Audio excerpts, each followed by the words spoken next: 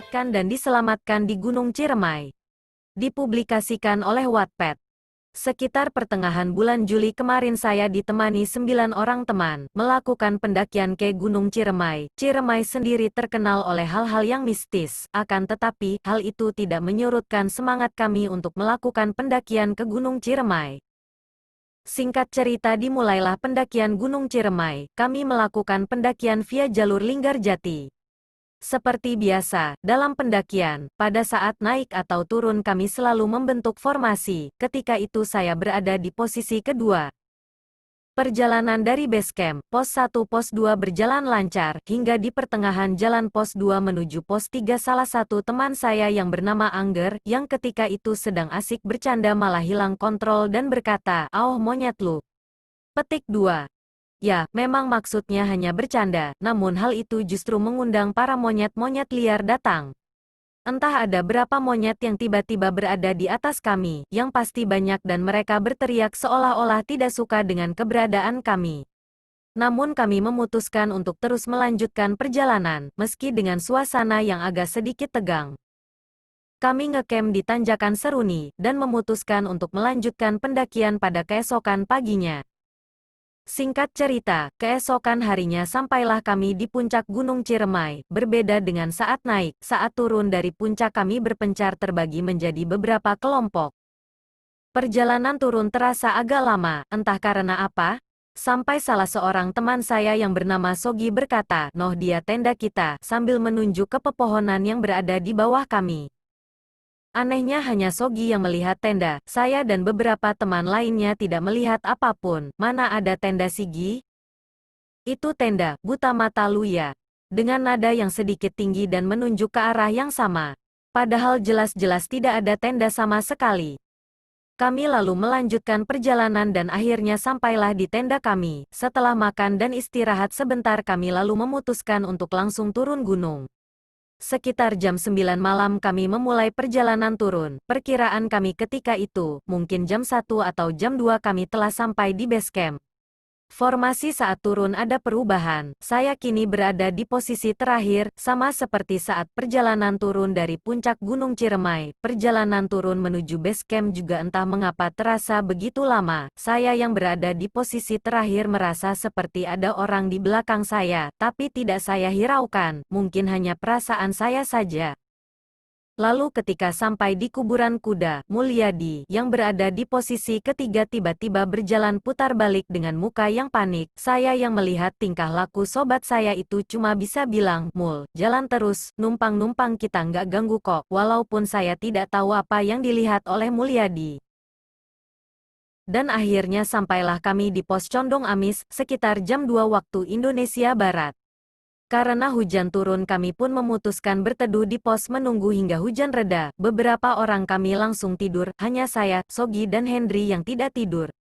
Saya dan Sogi yang sangat kelelahan tanpa tidak sadar ikut tertidur seperti yang lain. Namun tiba-tiba Hendry membangunkan kami semua dan berkata, "Ayo ayo lanjut jalan," dengan nada yang sedikit panik. Dan kami pun melanjutkan perjalanan sekitar jam setengah 3. Padahal hujan belum begitu reda. Baru saja melanjutkan perjalanan kami menemukan jalan bercabang. Hendry dan Alam yang berada di posisi paling depan beradu pendapat. Sementara saya hanya diam dan merasa sosok yang mengikuti saya dari Tanjakan Seruni mulai memanggil-manggil nama saya. Namun saya coba tidak hiraukan sama sekali, mungkin hanya perasaan saya saja. Setelah perdebatan yang cukup alot, akhirnya kita sepakat memilih jalur kanan. Jalur yang dipilih Hendry, anehnya, jalur itu sedikit berbeda seperti jalur yang kita temui pada saat naik. Namun kita tetap meneruskan perjalanan. Mungkin kami hanya berbeda jalur, mungkin ini jalur lama. Begitulah yang ada dalam pikiran kami saat itu. Kami juga berpikir kami nggak mungkin nyasar, selama kita masih di jalur dan masih banyak jejak-jejak manusia.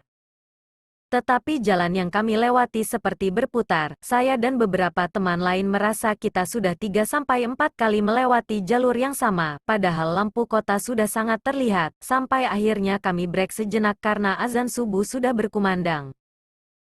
Setelah azan selesai, kami melanjutkan perjalanan, tetapi ada sedikit perubahan formasi. Hendry yang berada di posisi paling depan diganti oleh Kosim dan Hendry lalu berpindah berada di depan saya.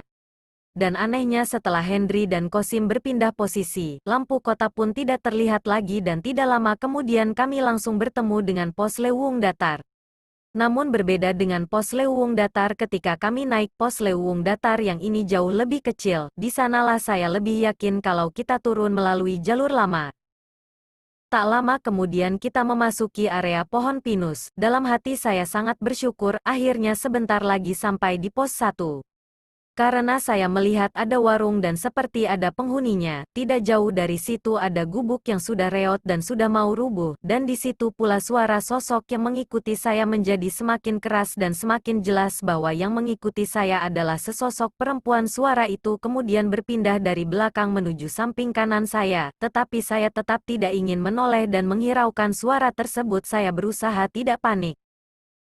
Tetapi Henry yang berada di depan saya ternyata juga ikut mendengar suara itu. Bedanya Henry menoleh ke kanan dan menyentar arah kanan seperti mencari sumber suara tersebut.